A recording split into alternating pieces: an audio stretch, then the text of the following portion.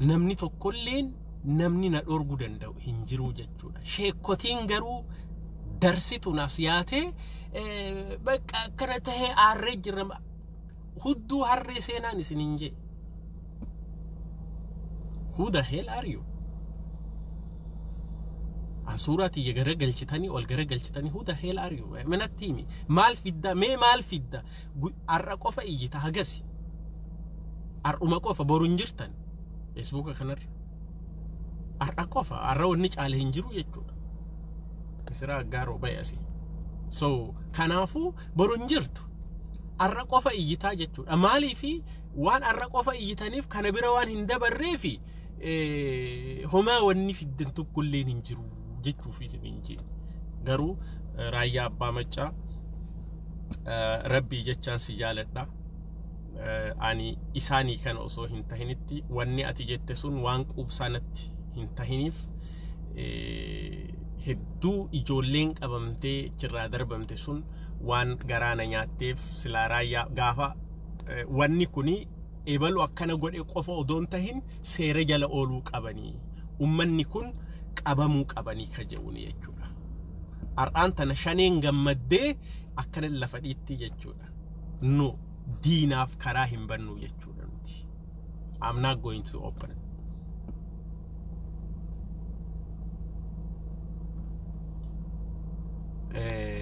Warri akkanumaan albaatan xiqqoo osoo wanni jettanii gaariidha.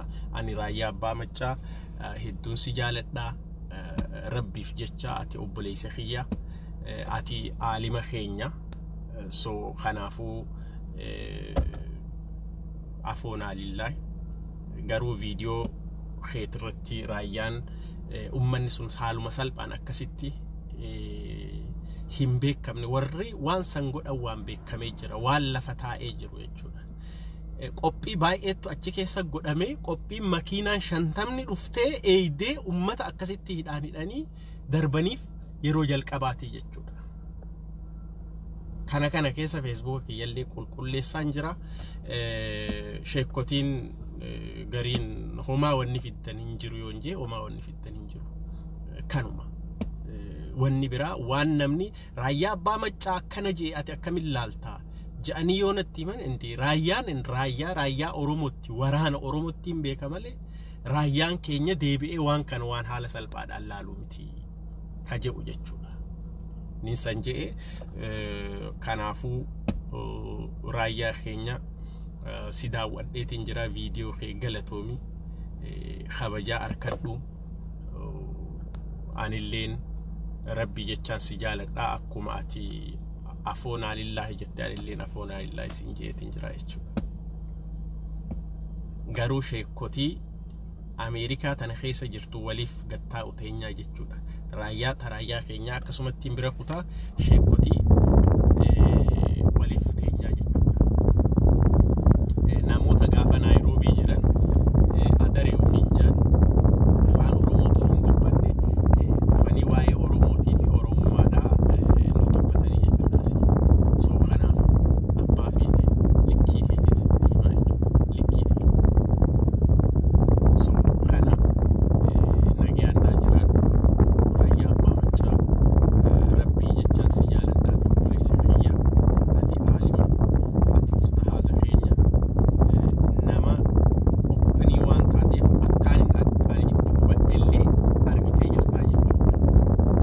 Akkaan itti hubadhellee argitee jirtaa jechuudha. Garaan na hubateeti kaniinsa jee anyways sheekotiin kana ajandaa godhatanii gamaa fi gama peejii keessan guddifachuudhaaf asii achi wanni jettan isin hudduu harreedha seenaa. Ani raayyaa abbaa maccaa dhiifama afoonaa illa isin jeetiin jira. Sheekotiin kana ajandaa godhatanii peejii keessan foloorsii barbaadan hudduu harree seenaa isin. Hudduu Tiraamp seenaa. Akkana isin bal'atte hudduu Tiraamp seenaa. Sheekotiin jechuudha. Walaa ustaaz maali biyya alaa tana keessa jirtan hudduu Tiraamp seenaa isin jechuudha. Feetan ta'a Obaamaa keessa filadhaati. feetan immoo taa leencoo latallee seenaa yoo barbaaddan kana jechuudha afachaa warraan qulqulleessutu jira kana keessa peejii kiyya blookiidhaan qulqulleessa sagaleen kiyya hin jiru moo akkami shaneen kana keessa gurbaani achitti poolisii itti yaame ka warra Jimmaa akka jiru ka Arsillee jira mucaan Baalee shaffila isi warra Jimmaattu kana godhe maal sanii miti san hin dubbanne sanii miti warra Jimmaa mucaa warra Jimmaa ta'uu danda'a garuu warra Jimmaa bakka hin bu'u mucaa warra Jimmaa qofaa miti ka waan kana godhe tokko ka Baalee mucaa Baaleeti miti ka poolisii kana qopheessanii lafa jala kana godhe tokko mucaa Baaleeti miti shaffilaa mi gosti isaa eenyutu warra Jimmaattu kana godhe jettan akkam warra Jimmaa qofaa tokko Arsiidhaa miti gurbaan achi godhe ergamtuun shaneedha akkasii miti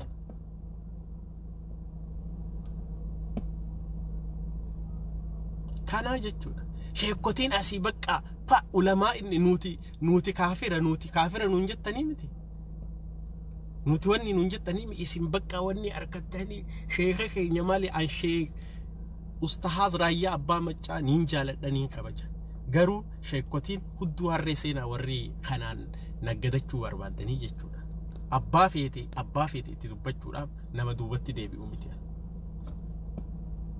kana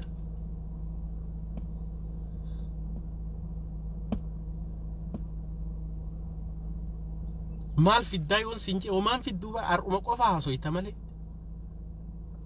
borufaan jirtan takka torban tokko booda waan biratti dabartan sanii fi maal mee wanni isin fidda yoo jiraate fidaa waan barbaaddan hin jechuu hin jee kan wanni jiru kana keessa Facebook fi qulqulleessaan jira abbaa haqaa baay'asi so kana anyways nagaan naa jiraadha ustaaz Raayyaa Abbaa Maccaa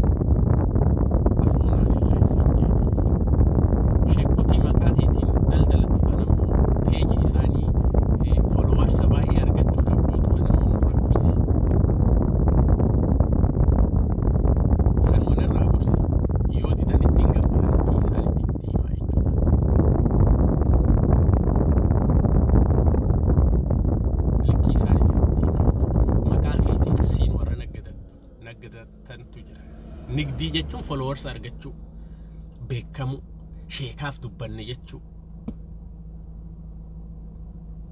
so kanaafu kanumaan isiniin jaa namni nagaafattan tokko yoo jiraate waan jettan jaati anillee niin deema jechuudha biziidha gara hojiitiin deema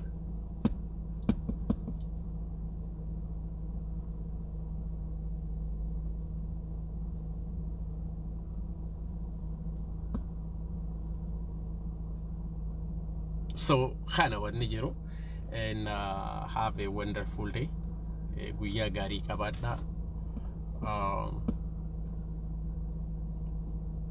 خانوا بقى أدو أركتني أكيد أدو جالة تنبر لا حول ولا قوة إلا بالله العلي العظيم